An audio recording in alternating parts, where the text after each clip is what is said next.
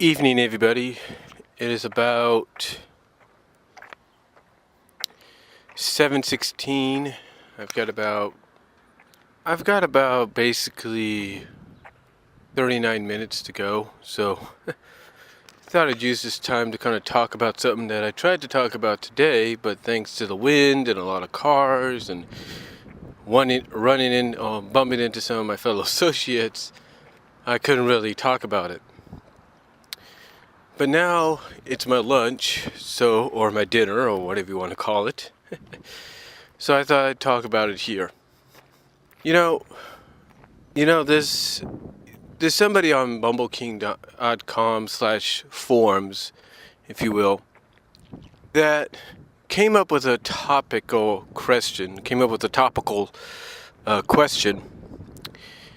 And that question was, what were people's thoughts on the Worlds Collide crossover in issue 252 1 year later?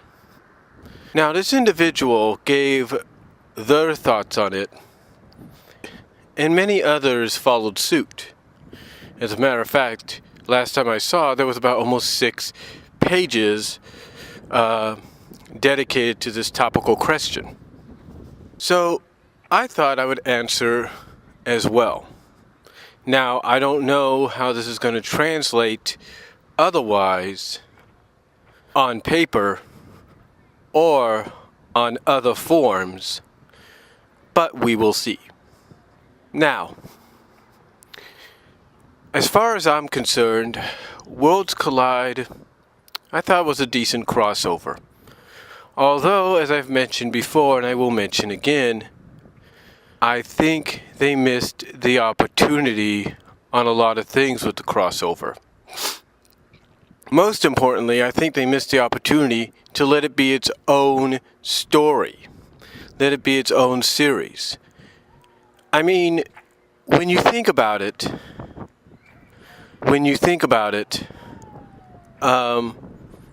Archie Comics is doing a Sonic Boom comic. So if Archie can do a Sonic Boom comic, then why couldn't they do a 12-issue comic on Worlds Collide? Or at least 6-issue 48-page comics dedicated to this crossover. Why couldn't they do that? I'll tell you why. Because Ian Flynn and those involved with the story thought it would be a good idea to try to incorporate the current story arcs taking place in both the Sonic comics and the Mega Man comic, and see how it basically would fit into the current continuity. Well, I could say this, quite honestly, that as good of an attempt as that was, it did not work. Okay, it worked in some areas, but not really. As far as the Sonic comics go, you basically have the characters being softly retconned and softly rebooted, and not just with new game-like designs, Sega-fied designs, if you will, but you have them softly retconned and rebooted, not just with certain backstories changing, if you will, but by also having them remember the old continuity. Now, some question that tactic. Some might even say that, some might even say that if you're going to do that, why couldn't you just have them remember right off the bat? Instead of having Nicole, who I knew was going to be the key to restoring the memories,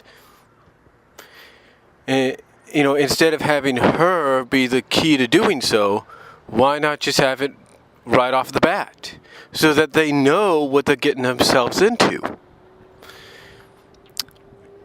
Again, it may have seemed like a good idea on paper, but in the end, it wasn't a good idea.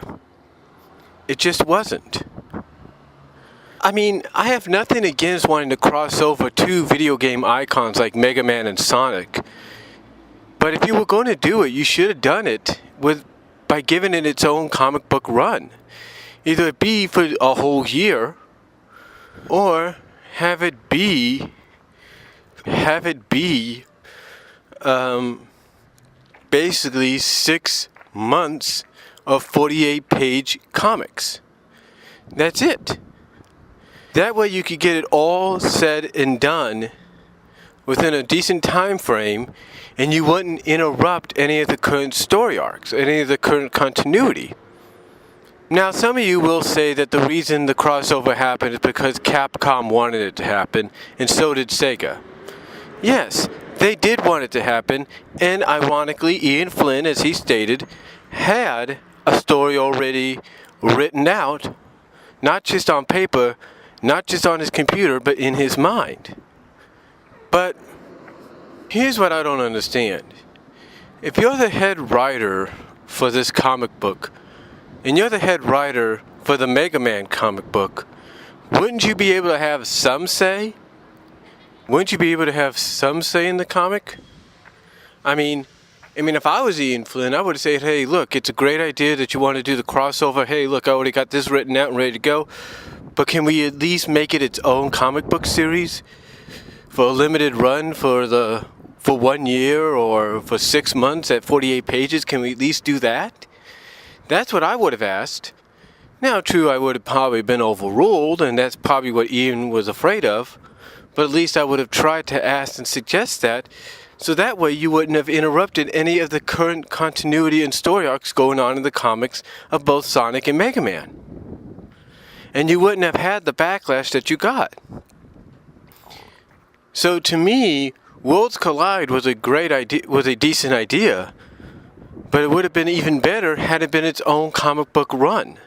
Not be, split up between 3 different comics. Give it its own individual comic book run for 1 year or 6 months at 48 pages. And there you go.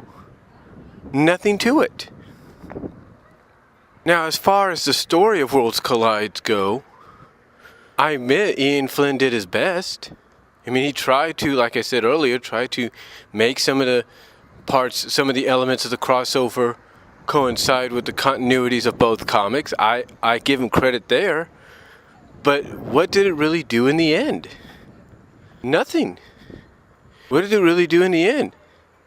Well, for Mega Man, it did nothing. For Sonic, basically, it was just an excuse in the eyes of some to reboot and retcon the Sonic comic because of legal issues behind the scenes. Now, some might say that that's not entirely the case, and perhaps this is what Ian Flynn wanted to do in the first place because there was so much loose continuity and plot holes that he had no choice. And that might be true, but the fact is, still, what was the point besides just doing that? And to be honest with you, I have nothing against having to softly retcon or retool or reboot something to make it better. Quite honestly, when video game companies, and this has happened, when video game companies recall their systems, whether it's like the current generation of video game systems or past generation, when they recall them because they want to retool them and reboot them as something better, as something more, easier to use, or something more affordable to buy, or something that's not so, confusing or complicated to try to figure out. So, to me, I can understand that. I can grasp that. I could see that. All right? I can see that. If you look at it from a wrestling standpoint, TNA is basically doing that right now. They're basically rebooting themselves. They're retooling themselves. They're retconning themselves to basically go back to the TNA that they once were, to the TNA that people enjoyed. So I can get that and I can appreciate that. But if you're only going to use a crossover between 2 video game icons to do that, to do just that, then what sense did it make to even put the crossover as part of the continuity when, again, you could have just made its own book? I mean, you could have had Sonic battle Eggman. You could have had him battle Mecha Sally. Maybe have Sally regain her free will, even in roboticized form. Have him fight. Have him do this whole super chaos battle, if you will. And then by doing so, everything gets along with Silver going super and his time traveling abilities and stuff, have everything get altered, and boom, there you go. Easy as that. Easy as that. But again, I can understand why Ian did this, why he wanted to go in the direction he did, because of what happened behind the scenes, and I totally get that. I really do. But still, I think he could have done more with the story as well. I mean, yeah, trying to play the story into both continuities of both comics, okay, fine, and the ramifications that take place afterwards, fine. But I think, and I still stick by my guns on this, I think he really missed the ball when he didn't go to the combiner route. I mean, think about it this way. You're combining both the technology and geniuses of both Dr. Wily and Eggman to create roboticized masters, to basically take Sonic's friends and allies and turn them into roboticized masters.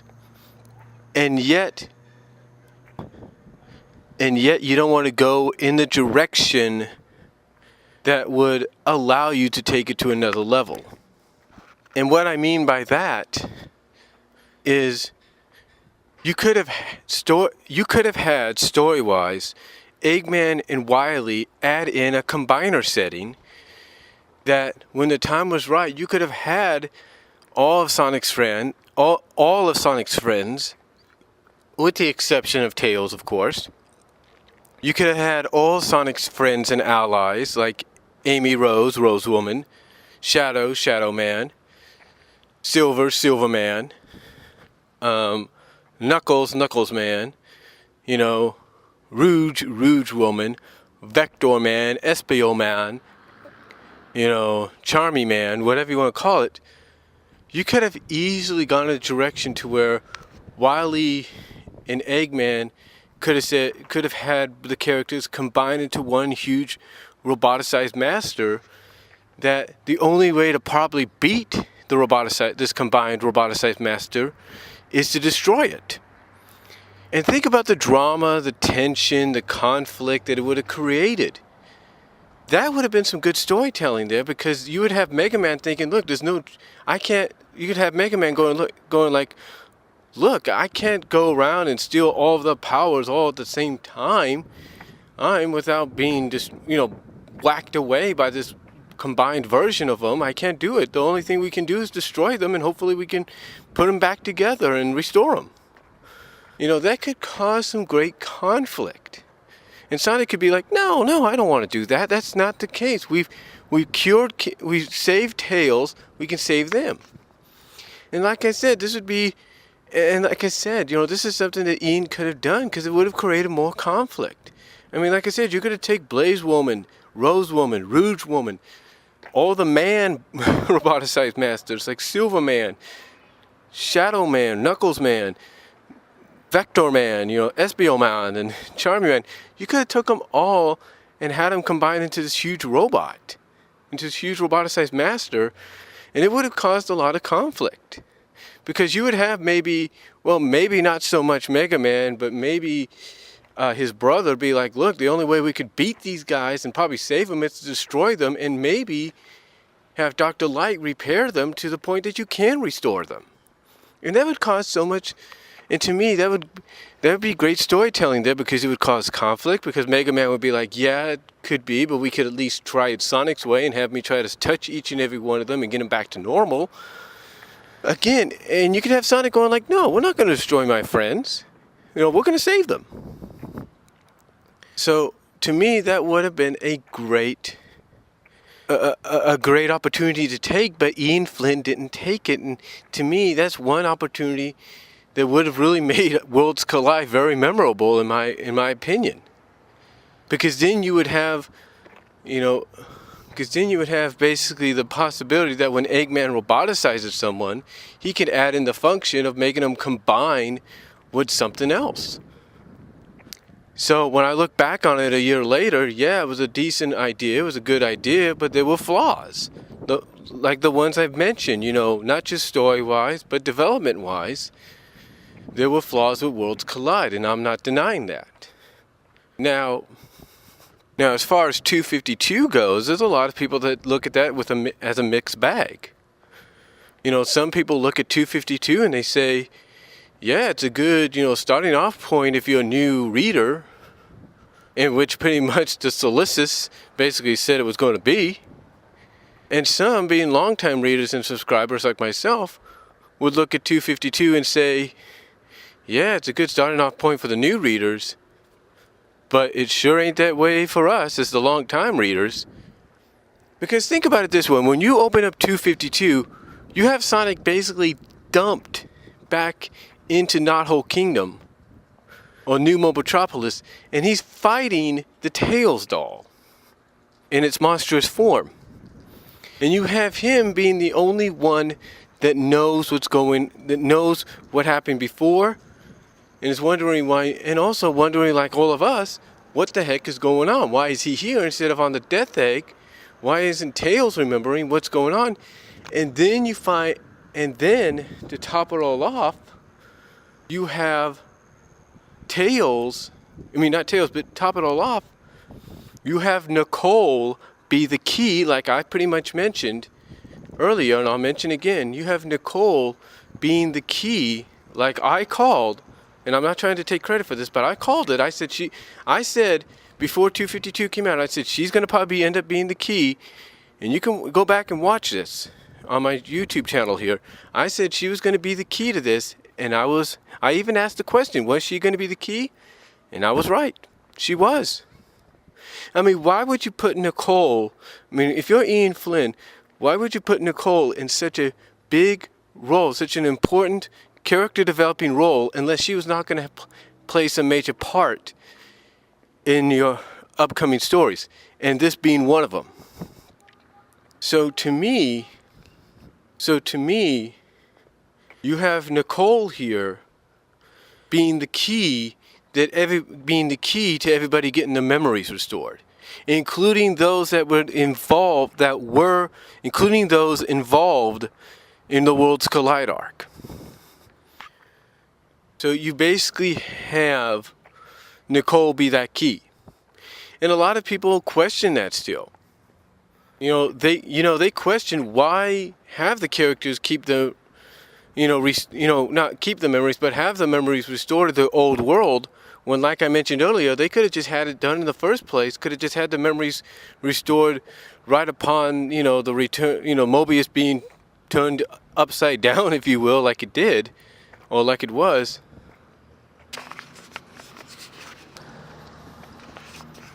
Sorry about that. That was my one of my boss's trucks. That was one of my bosses driving by in his truck. But like I said, a lot of people would question that and wonder, why couldn't you just have the memories restored right off the bat? When the whole planet went upside down, or got turned upside down and inside out, instead of having Nicole be the key. Because basically you have Ian Flynn here, and I'll give him credit. He's trying to make Nicole a very integral part, a very major part of the team of the Freedom Fighters, as well as try to prove as well as try to show that she's more than just an AI that lives in a computer and can make herself sort of flesh and blood, if you will, when she comes out. Or basically real and flesh, if you will, when she comes out. So to me, I think that's why Ian had Nicole become that key. Now, some of the ways that the characters had their memories restored, I do enjoy. I do like the visuals they used for it. Some of the visuals they used were very well done. were very well done. So don't get me wrong on that. I mean, especially when you get to Bunny's memory restoration. I mean, bam! You talk about a good drawing, a good picture. I mean, just the way it was done, and then you have her ring appear, her wedding ring appear. So basically, I did enjoy visually, in a sense, some of the memory restorations. Now, of course, you all know how Sally reacted to her restoration and everything. So it's basically now, where does Ian go with Sally's arc in the future? And I've got a feeling we're going to get a Sonic Universe 6-parter, because it's now in this trilogy mode, if you will, or trilogy mode that Ian wants to test out. We're going to probably get a Sally arc out of this in Sonic Universe. I really think so. I'm not saying when and where it could happen, but I got a feeling it's going to happen. Why, you might ask? Because real simple. You can't just have a story, or you can't just leave something like Sally getting her memories restored and regretting what she had done without having some kind of story arc to follow up on it. So I think, honestly, we're going to get one based on that. But when I look back at 252, yeah, I agree. If you're a new reader, if you're a new subscriber to the comic, yeah, it's a good jumping on point for you. It's definitely a good one. Because it's basically like you're reading issue 1. But because to you, you're like reading the first issue of the comic. But to us fans, and it's just another issue, and a big one at that. But I will give Archie Comics credit when I look back a year later. I will give them credit. At least they did not go the route that Marvel and DC Comics went. I'll give them that credit. They didn't go that route because they knew if they went that route, they would have pissed off more fans than they can even imagine. But still, in closing, I say this. I stick by my guns from what I said here. On both Worlds Collide and 252. So that's all I'm going to say, folks. You let me know what you think down below. I'll provide a link to that topic in the Bumble King message board, and hopefully this will translate well on other arms later on. But till then, folks, thank you all for listening. And again, this is just my opinions, and I'm sticking with them. Comment below if you want. God bless. Take care.